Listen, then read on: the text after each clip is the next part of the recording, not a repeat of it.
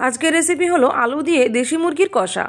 আশা করি ভিডিওটা তোমাদের ভালো লাগবে। পুরো ভিডিওটা তোমাদের স্কিপ না করে দেখার অনুরোধ রইল। আসসালামু আলাইকুম ফ্রেন্ডস, কেমন আছো সবাই? আশা করি আমার ভিডিও তোমরা যে যেখান থেকে দেখছো আল্লাহর রহমতে সকলেই খুব ভালো আছো ও সুস্থ আছো। আমার চ্যানেল যদি না তোমাদের কাছে এখনও সাবস্ক্রাইব করা থাকে তো অবশ্যই আমার চ্যানেলটাকে সাবস্ক্রাইব করে দেবে ও পাশে বেল আইকনটিও প্রেস করে দেবে আমার নিত্য নতুন ভিডিও নোটিফিকেশন সবার আগে তোমাদের কাছে পৌঁছানোর জন্য। তো চলো আমি কিভাবে বানাই এই দেশি মাংসটা, তো সেটা তোমরা এই পুরো ভিডিওটা জুড়ে দেখতে থাকো। তো প্রথমে এখানে দেশি মুরগির মাংসটাকে খুব ভালো মতো করে ধুয়ে পরিষ্কার করে নিয়েছি। আর পোলট্রি মুরগির থেকে এই দেশি মুরগির মাংসর কালারটা কিন্তু একটু কালচে হয়ে থাকে। আর তার সাথে সাথে দেখো যে বাকি উপকরণগুলো প্রয়োজন হবে সেগুলো আমি এখানে কেটে নিয়েছি।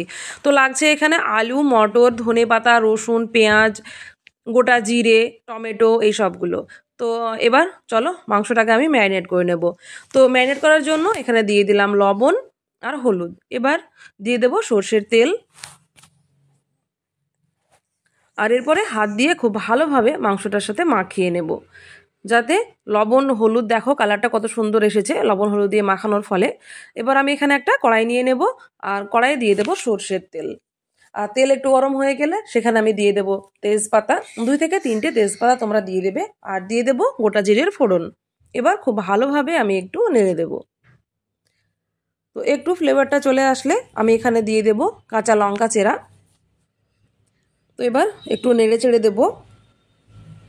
আর তারপরে এখানে যে পেঁয়াজটা লাগবে ওই পেঁয়াজগুলো আমি এখানে দিয়ে দিলাম। তারপরে গোল্ডেন ব্রাউন করে পেঁয়াজগুলোকে ভেজে নেব। এরপর দেখো পেঁয়াজটা যখন দেখবো এরকম ভাজা ভাজা হয়ে গেছে তখন আমি এখানে ম্যারিনেট করে রাখা মাংসগুলো দিয়ে দেব। তো এবার খুব ভালোভাবে মাংসটাকে নাড়াচাড়া করে নিচ্ছি। আর ভিডিওটা তোমরা যদি লাইক দিয়ে না শুরু করে থাকো তো একটা লাইক দিয়ে দেবে, তারপর তোমরা কন্টিনিউ করবে। তো এইভাবে ভালোভাবে মাংসটাকে কষিয়ে নিতে হবে। আর দেখো এখানে কিন্তু আমি কোনো বাটা মশলা এখনও পর্যন্ত দিইনি।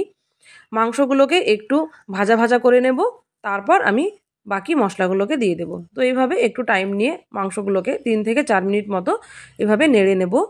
আর যখন দেখব মাংস থেকে বেরিয়ে যাওয়া জল শুকিয়ে গেছে তো তখনই আমি এখানে বাটা মশলা দিয়ে দেব। তো এখানে আমি দিয়ে দিলাম আদা ও রসুন বাটা, 2 চামচ মতো আদা রসুনের বাটা আমি এখানে দিয়ে দিলাম। এবার খুব ভালোভাবে মশলার সাথে মাংসটাকে মিশিয়ে দিতে হবে। তো এইভাবে খুব ভালোভাবে একটু মাংসগুলোকে কষিয়ে নেব। তো মাংসটা একটু নাড়াচাড়া করার পর এখানে আমি দিয়ে দেব আলু। আলুগুলোকে আমি একটু মোটা সাইজের করে কেটে নিয়েছি, যেহেতু দেশি মাংস সিদ্ধ হতে একটু টাইম লাগে তো তাই আলুটা সিদ্ধ হয়ে যাবে। আর আলুটাকে কিন্তু আমি প্রথমে ভেজেও নিইনি, একদম মাংসর সাথেই দিয়ে দিলাম।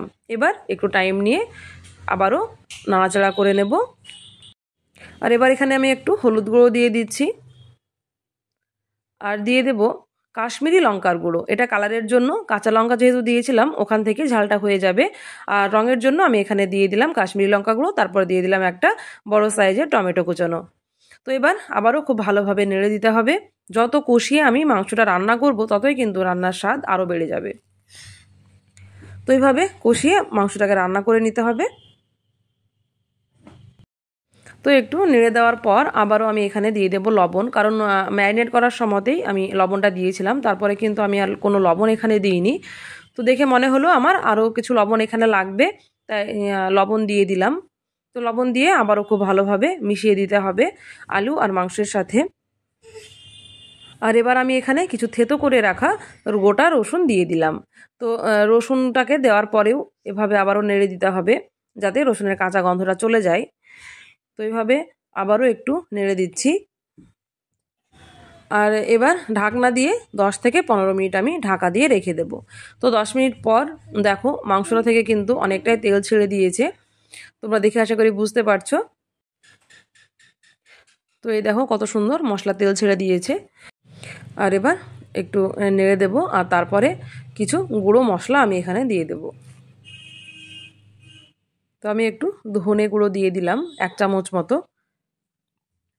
তারপর মশলাটাকে মাংসগুলোর সাথে মিশিয়ে দিতে হবে।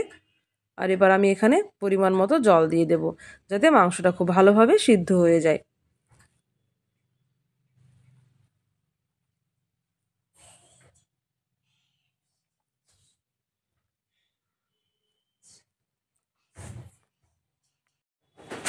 আমার ভিডিওগুলো যদি তোমাদের ভালো লেগে থাকে তো অবশ্যই আমার চ্যানেলটাকে সাবস্ক্রাইব করে দেবে ও আমার পাশে থাকবে। তো এবার একটু ঢাকনা দিয়ে আমি মাংসটাকে কিছুক্ষণ রান্না করে নেব যাতে মাংসটা ভালোভাবে সিদ্ধ হয়ে যায়। তো আবারও 5 থেকে 7 মিনিট পর আমি ঢাকনাটা খুলে দেব। আর তারপরে দেখো মাংসটা মোটামুটি কিন্তু হয়ে গেছে। এবার আমি উপর দিয়ে কিছুটা মটরশুঁটি এভাবে দিয়ে দিচ্ছি। আর মটরশুঁটিটা দেওয়ার পর একটু নাড়াচাড়া করে দেব। আর তারপরে আবারও 5 মিনিটের মতো আমি ঢাকনা দিয়ে মাংসটাকে রান্না করে নেব। এইভাবে 2 থেকে 3 বার মাংসটাকে ঢেকে রান্না করে নিতে হবে, তাহলে খুব সুন্দরভাবে মাংসটা সিদ্ধ হয়ে যাবে।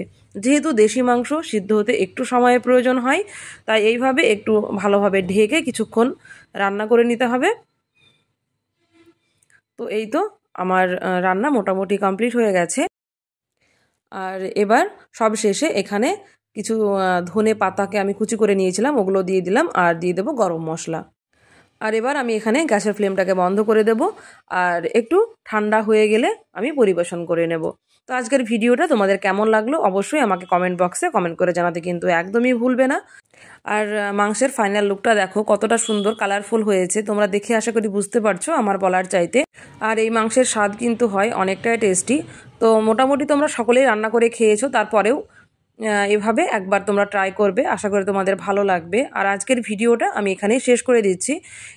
এরপরে আবারও দেখা হবে নতুন কোনো একটা ভিডিও নিয়ে। তো ততক্ষণ তোমরা সকলে খুব ভালো থাকবে ও সুস্থ থাকবে।